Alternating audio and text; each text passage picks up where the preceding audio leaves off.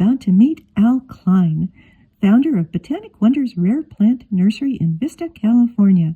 Because I want them to see this because it brings me this great joy, okay? And so I want everybody else to see it because hopefully they'll also get that same experience, you know. I'm garden photojournalist Debra Baldwin, author of 3 books about succulents. Al is a comet on the cactus and succulent scene.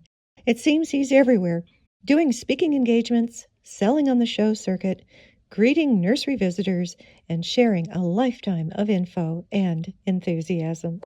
So of this whole treasure trove greenhouse that you have here, what delights you? I guess they all do in a way, but... Yeah, they all do, but it's really the diversity, and it's all done by nature.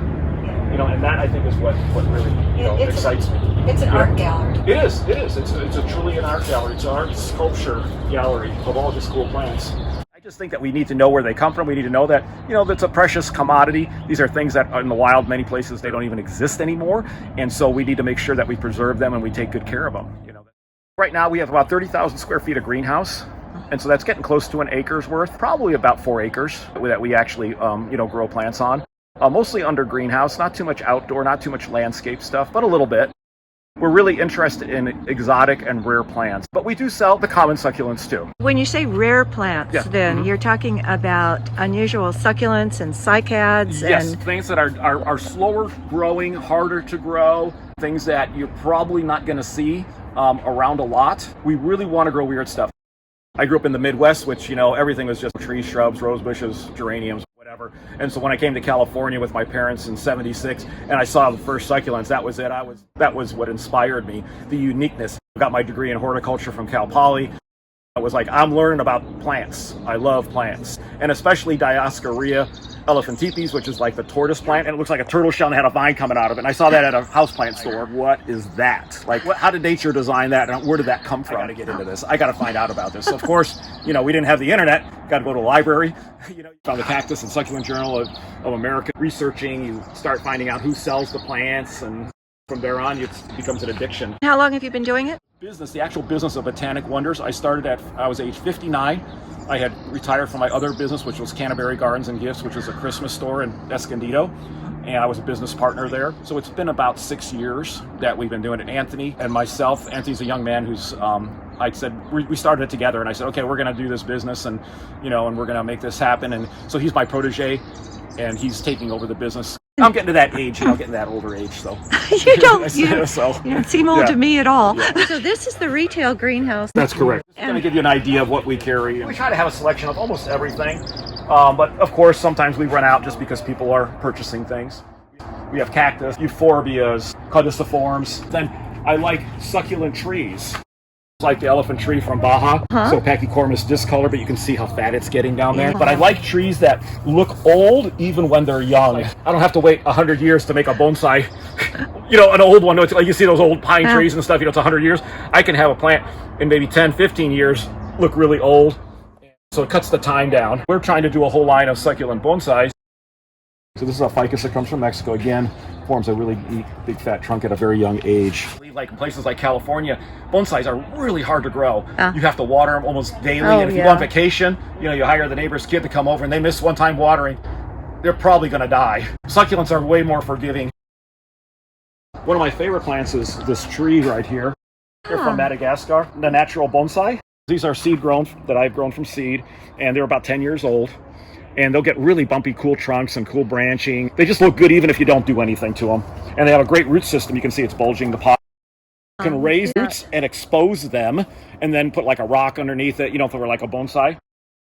Look at this one back here too. Look, see how it's just bulging. It's like a fist of roots in there.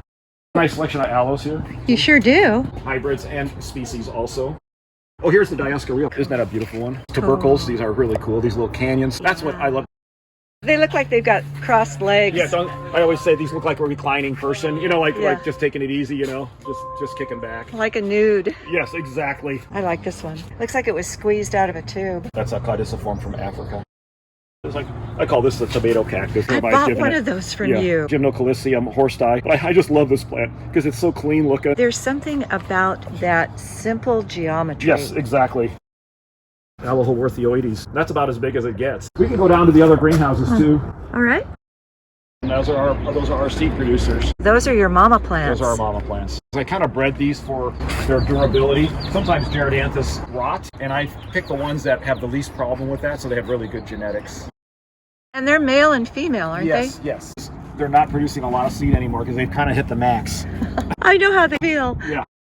This is your propagation area? This is one of them, yes. We have three greenhouses here to pull from when it's ready for stock plants or for propagating. This is all euphorbias and other plants too, but I always tell people I can just put a cot in here and sleep here and hang out in here and I'd be happiest person around. Original Mammillaris. This is the variegated white form with this pink shows up with more sunlight, and then now we have this one right here. I'm not sure if it's related to that or if this was a hybrid of another type of columnar euphorbia. We'll get pups on the sides of it. Not common yet in the trade. No, very uncommon. I always get excited when I see something I've never seen before. Euphorbia is my favorite genus of succulents, medusas and all that crazy thing, so I just love them. That's a euphorbia. I mean, you start looking at everything, they're all crazy. Yeah. This was a euphorbia horrida, a form of horrida. It's very pretty. And you can see the new spines, they come out, it's kind of a lighter color, softer. So these are all seed grown? These are all seed grown. That makes it fun. It does. Look at those stripes here. You're going to get some that are going to do this, and then other ones won't do that. The genetics. Awesome. Surprise, it's like a Christmas every day.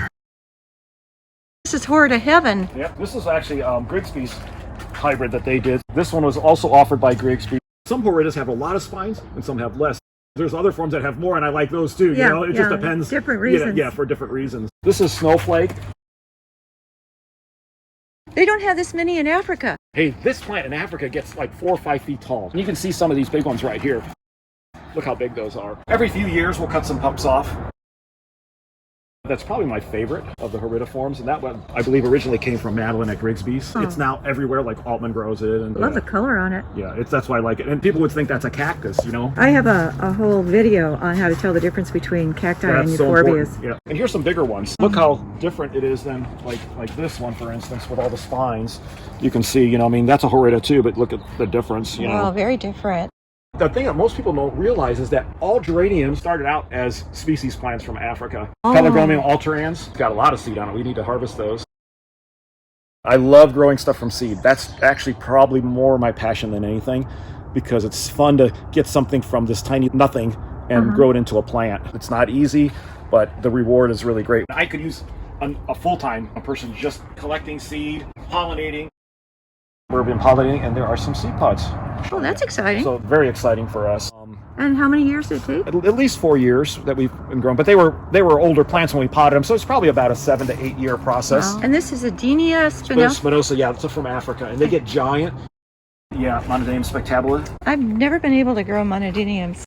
They can be tough, and they do get fungus and things. This crazy thing. So it's a hybrid between, I think, Cyphostemma jute and Cyphostemma chirosum. And they call it a fat bastard.